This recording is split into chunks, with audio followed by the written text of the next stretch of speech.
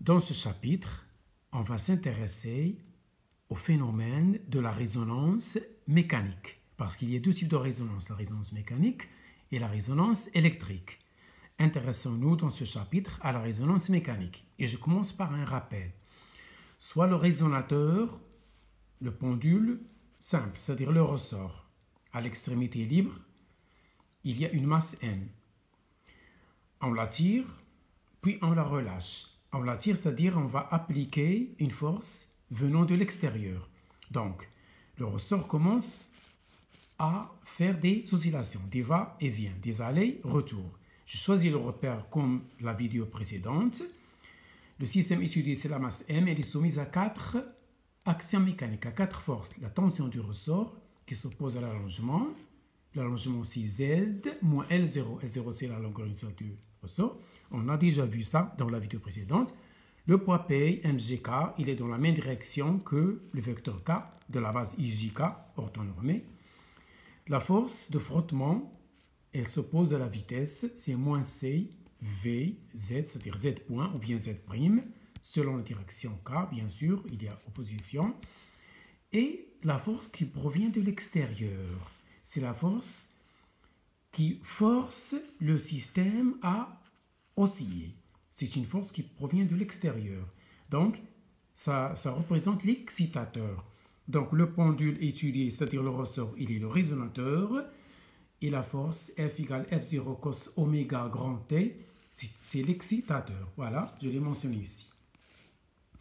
Donc, le résonateur a une pulsation oméga 0, elle est dite propre.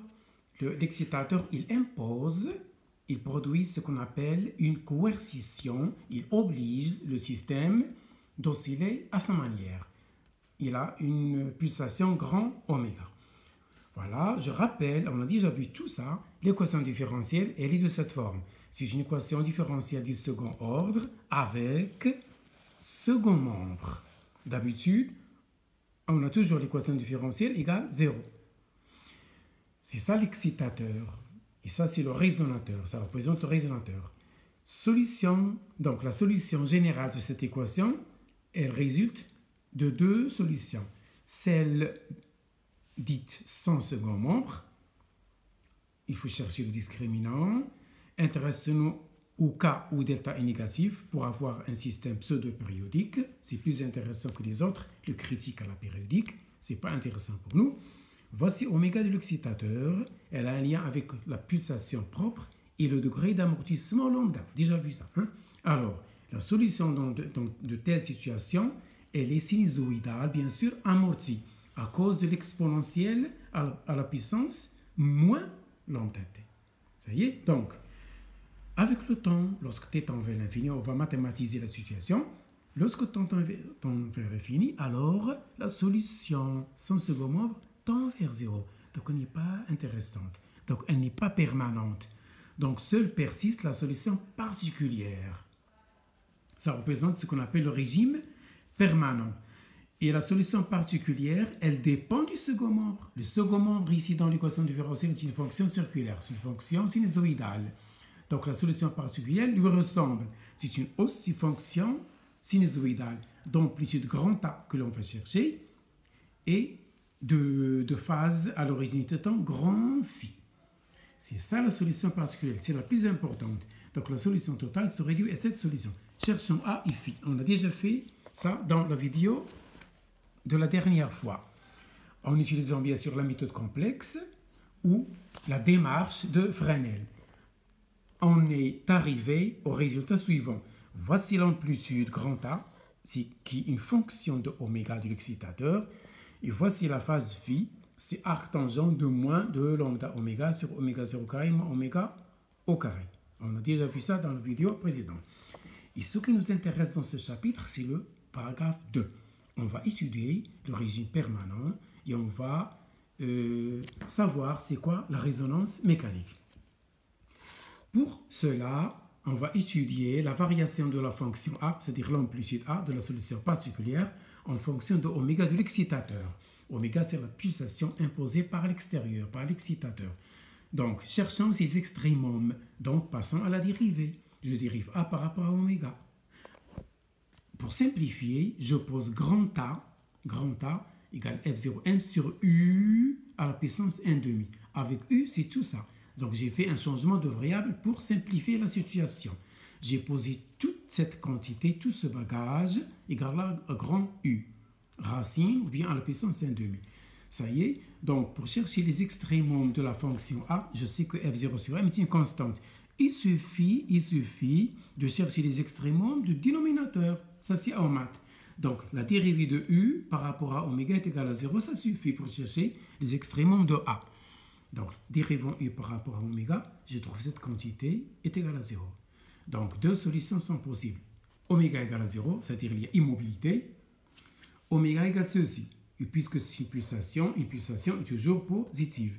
Donc, oméga positive, ça impose lambda inférieur à oméga 0 sur racine de 2. Lambda, c'est le degré d'amortissement. Donc, pour qu'il y ait résonance mécanique, il faut que le degré d'amortissement soit inférieur à oméga 0 racine de 2.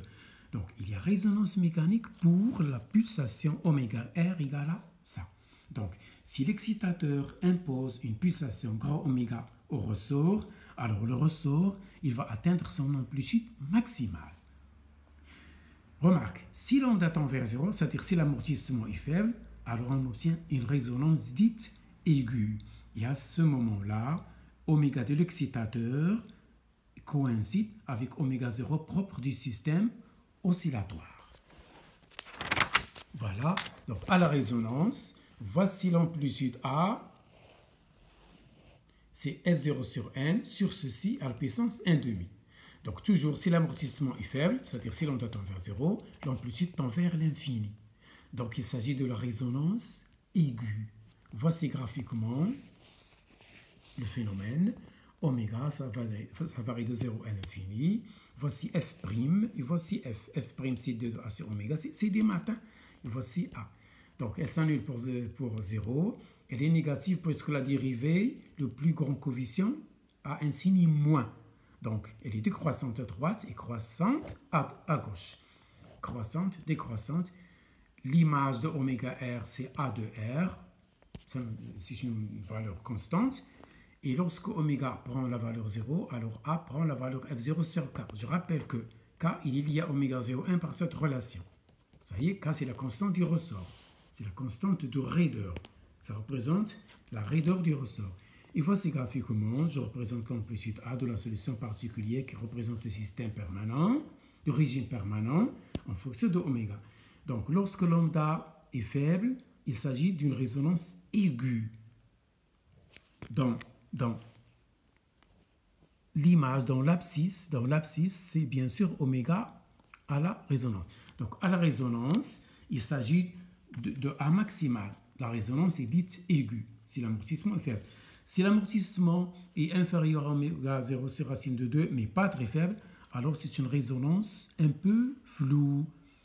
Il est compliqué de délimiter le maximum de l'accord. Voilà pour cette vidéo.